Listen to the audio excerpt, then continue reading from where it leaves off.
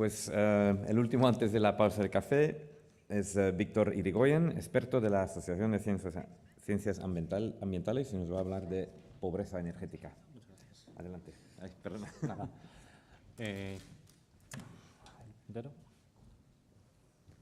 Bueno, yo vengo a hablar de un tema un poco diferente. No voy a hablar tanto de derecho a la energía ni de energías renovables.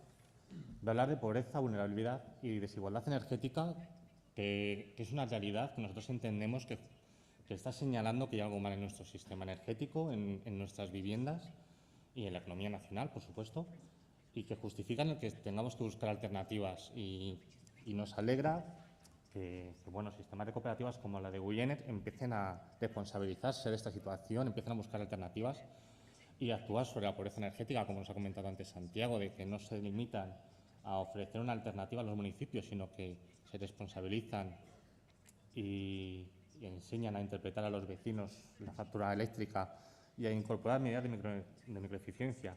Entendemos que es una problemática que justifica este cambio y que todos tenemos que participar en combatirla. Bueno, yo al contrario que los que me acompañan en esta parte, voy a utilizar una presentación un poquito larga, voy a intentar hacerla ágil, pero bueno, para explicar los resultados de nuestro trabajo, pues necesito mostraros algunas gráficas.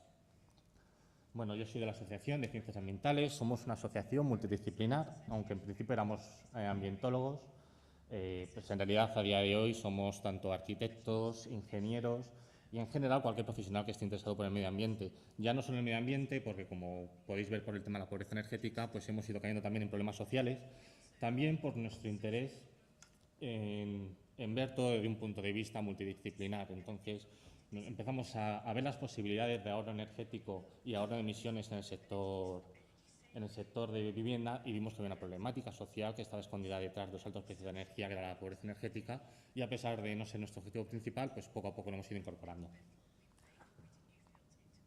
¿Qué es la pobreza energética? Bueno, voy a definir no solo qué es pobreza energética, porque hemos ido evolucionando este concepto y ahora hablamos de pobreza energética, vulnerabilidad energética y desigualdad energética. Pobreza energética son todas aquellas familias que por su situación son incapaces de asumir los costes de la energía necesaria para vivir con una calidad de vida.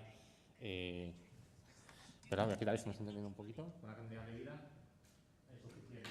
No solo eso, sino que también es todas aquellas familias que están asumiendo unos costes excesivos de energía para tener una vida normal.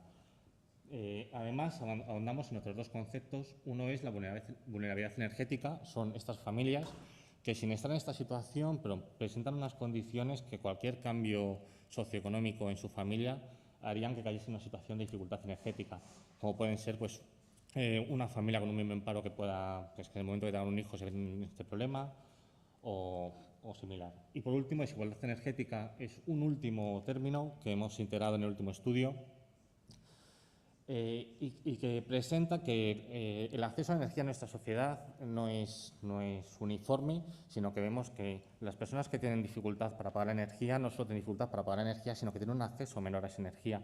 De todas formas, esto lo veremos con más detalle en una gráfica un poquito después. Como ya había comentado antes, hay una doble definición de lo que es pobreza energética y este gráfico es el que utilizamos para explicar sus causas. Tenemos, por un lado, un factor que es latente a la familia. Evidentemente, una familia que tiene menos recursos tiene menos capacidad para asumir los costes de la energía. Por un lado, los precios de la energía.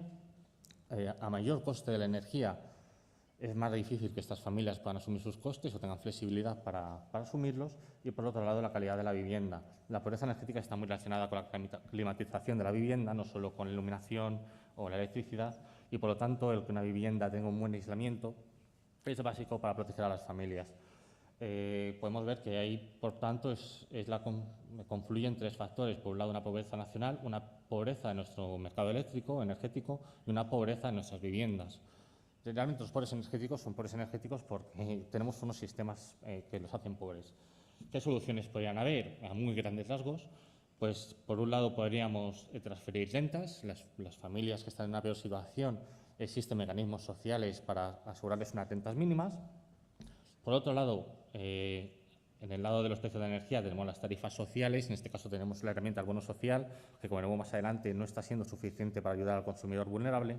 Y por último, que es en la que nosotros hemos recalcado más, es la eficiencia energética. Hemos recalcado más, por lo que comentaba el compañero de nuevo modelo energético, hay un proceso que es primero ahorro, luego eficiencia, luego renovables. Es más fácil proteger y ahorrar y luego avanzar a un sistema más sostenible. Hemos realizado ya 2 estudios, aquí no me voy a detener mucho. El primero lo realizamos en el año 2012. Queríamos sobre todo presentar esta problemática a la sociedad. Ahondamos un poco más en su estudio en el 2014 y este año recientemente hemos sacado un último estudio en 2016. De esa problemática, cuando sacamos el primer estudio prácticamente no se hablaba, no se conocía. A día de hoy no solo ha saltado al conocimiento de los profesionales, sino que tanto los medios como los partidos políticos y de esas empresas están empezando a hacerse eco. Aquí pongo algunos ejemplos de que bueno, ya es bastante común. De hecho, en el anterior podéis ver que incluso ya grandes empresas energéticas se están subiendo al carro de la pobreza energética. Pero bueno, en general las noticias son constantes y bueno, esperamos que realmente esto se vaya traduciendo en mecanismos que lo vayan solucionando reales. ¿Cuáles eran los objetivos de nuestro estudio en 2016? Por un lado, queríamos ampliar el estudio de la pobreza energética, ver más indicadores. Nosotros tenemos un problema al estudiar la pobreza energética y es que no existe una estadística en España que nos diga cuántos pobres energéticos hay. Si hay una estadística, vas a ver cuántas personas están activas, cuántas están en paro, sabemos cuánto consumen las familias, pero no hay una estadística para la pobreza energética. Eso nos hace que tengamos que acudir a unas estadísticas del INE y sacar unos indicadores que nos dan una idea de cuánto afecta esta problemática a los hogares españoles. Al acudir a indicadores, ningún indicador es perfecto, entonces estamos bueno, ampliando la gama de indicadores para ver una panorámica más amplia de esta realidad. Además de esos indicadores, también hemos hecho un trabajo especialmente importante, como veremos más adelante, de juntar a agentes sociales para debatir sobre soluciones a la pobreza energética y además caracterizar cómo es un hogar pobre energético. ¿Qué variables macroeconómicas hay en los últimos años? Bueno, nosotros, como veis aquí, los estudios los realizamos con datos del Instituto Nacional de Estadística, que nos dan los cogemos el año anterior al estudio y son referentes al año anterior. Por lo tanto, en el estudio de 2016 hace en todo momento referencia al año 2014. Desde el último estudio al nuevo que hemos realizado, los datos macroeconómicos a nivel de empleo, pues bueno, Los traductores tienen problemas de entenderlo si no hablas. vale, perdone. Bueno, los datos macroeconómicos, como podemos ver, han mejorado. Ha habido una ligera disminución de la tasa del paro y ha habido un ligero aumento de los ocupados, por lo tanto, se podría llegar a pensar que la pobreza energética ha mejorado en este último periodo. Luego veremos qué ha pasado en realidad. En cuanto a los precios de la energía, aquí pasaré muy rápido porque entiendo que es una realidad que conocéis, ha aumentado mucho en los últimos años. Destacar este aumento del gas y este aumento de la electricidad, lo cual hace que bueno, la situación se vaya agravando. Estos son los indicadores, voy a pasarlo muy por encima porque esto sobre todo interesa a los académicos. Bueno, nosotros tradicionalmente hemos trabajado con los gastos de energía doméstica frente a ingresos anuales, es un indicador muy sencillo que luego veremos. Hemos empezado a explorar estas dos metodologías del Reino Unido, que han de ser del Reino Unido, pero bueno, realmente los resultados que dan es muy similar al de los ingresos anuales, entonces no lo voy a detallar. Y por último tenemos unas percepciones y declaraciones del hogar, también con datos del INE, unas estadísticas que bueno, les manda a hacer el Eurostat y que tenemos tanto las declaraciones de los hogares de su incapacidad para mantener su vivienda a una temperatura adecuada, el retraso de los pagos de las facturas o la existencia de goteras, humedades y podredumbre. Estos son los resultados del último estudio, también lo voy a pasar muy rápido. Pero bueno, básicamente todos los indicadores han aumentado desde el último estudio, aunque se podía esperar una ligera mejora, de hecho lo hay en el indicador de qué hogares gastan más de un 10% de energía. Aumentó mucho entre el primer informe y el segundo, esta vez se consolidó a bajar del 17 a un 15%, todos los demás indicadores aumentarían. Por lo tanto, esto nos llama, bueno, por un lado es preocupante porque a pesar de que hay una cierta mejora de los datos macroeconómicos, no hay una mejora en estos datos y por otro lado, pues, se están empezando a hacer medidas contra la pobreza energética y no están teniendo unos resultados observables. Por dejarles con un dato específico, yo destacaría que un 15% de los hogares españoles, que son 6,7 millones de personas, destinan más de un 10%, que es el doble de la media nacional, al consumo de energía y un 11% se declaran incapaces de mantener su su vivienda a una temperatura adecuada. Bueno, esto de aquí también lo voy a pasar muy rápido. Es el indicador de incapacidad de mantener una temperatura adecuada. Podemos ver que ha mantenido una ligera tendencia ascendente hasta situarse en la media actual y que de hecho aumenta la media europea. Esto es las medias europeas, es una estadística de Eurostat, podemos compararla con otros estados. En el anterior informe estaríamos justo por debajo de la media europea, estamos progresando de modo que ahora mismo estamos por encima de la media europea, como está indicado. Este es otro de los indicadores que utilizamos, sí, bueno, simplemente esto lo voy a pasar porque es el retraso del pago de las facturas y esto también lo va a pasar. Voy a ir casi a la última parte, esto se lo voy a enseñar. Esto es cómo ha ido evolucionando el esfuerzo de los hogares frente a las facturas energéticas. Esto es el ingreso por hogar, vemos que a partir de la crisis empezó a bajar y esto es el crecimiento de las facturas. Por lo tanto, el porcentaje de la cantidad de ingresos que se tiene que destinar ha aumentado de forma muy considerable, como podemos ver en esta gráfica de aquí.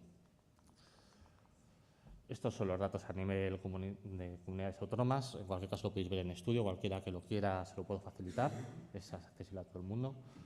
¿Qué hogares estamos viendo que tienen pobreza energética? Bueno, sobre todo aquellos que tienen un bajo nivel educativo. Estos sobre todo son los hogares que están en unas situaciones más complicadas, bajo nivel educativo, personas que se encuentran en paro, familias monoparentales. Esto es importante considerarlo porque las medidas que hay sociales, como el bono social, no contemplan a las familias monoparentales, al contrario que a las familias numerosas, de países de fuera de la Unión Europea, personas con mala salud, enfermos crónicos, o que alquilan vivienda, lo cual es también una complicación porque no pueden rehabilitar su vivienda con facilidad. Voy a pasar algunas para ir a una parte más, interesante. Aquí vemos el concepto de desigualdad energética. Es una gráfica un poco complicada, pero lo voy a explicar muy brevemente. Esta de aquí es el gasto por persona y metro cuadrado en energía, que vemos que en los hogares con los que se sitúan a la derecha de la gráfica son los que tienen más recursos, están muy por encima en capacidad de gasto frente a los que tienen menor, y en cambio el esfuerzo que hacen en proporcionar su renta es muy inferior. Aquí vimos, y además está grabando esta comparación entre los dos últimos años, el consumo ha aumentado mucho en las familias con más recursos y en cambio el esfuerzo no tanto, y en cambio las familias con pocos recursos no ha aumentado tanto la capacidad de gasto y en cambio el esfuerzo es muy superior. ¿Por qué es importante? Y ya con esto voy a concluir. ¿Por qué es importante atajar la pobreza energética? No es solo una cuestión económica, es una parte de salud en la vivienda. Vivir a una temperatura inadecuada conlleva problemas para la salud, problemas de tener una dieta inadecuada, problemas de que se probleman enfermedades como la artritis, el reumatismo, problemas cardiovasculares, afecta a la salud mental. Vivir en una familia que no está bien iluminada, bien climatizada.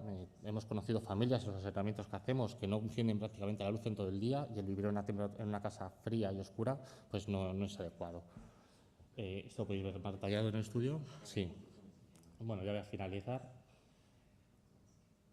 Por último, voy a finalizar con esta gráfica y con nuestro trabajo. Esto se puede llegar incluso a analizar estadísticamente. Hay una tasa que es la tasa de mortalidad adicional de invierno, que son la mortalidad que aumenta durante los meses entre diciembre y marzo, y que la OMS dice que un 30% puede estar ocasionada por la pobreza energética. En este caso podría estar situada en 7.100 muertes al año, que es un dato que, bastante elevado para lo que nos gustaría. Voy a finalizar simplemente mencionando una plataforma que hemos lanzado últimamente. Esta es una propuesta de actuación, pero la podéis encontrar en nuestro informe. Ahora mismo en la Asociación de Ciencias Ambientales estamos trabajando en el lanzamiento de un punto de información al consumidor vulnerable, en el que queremos dar toda la información a nivel nacional y desde una escala comunitaria nacional sobre qué puede hacer una familia para enfrentarse a este problema, y queremos hacer con todas las entidades que están ya trabajando en asesoramientos, como puede ser Wiener, para que dispongan de esta información y puedan asesorar a las familias en cómo salir de esa situación. Muchísimas gracias y en el café, si alguien quiere hacer alguna pregunta, estoy a su disposición.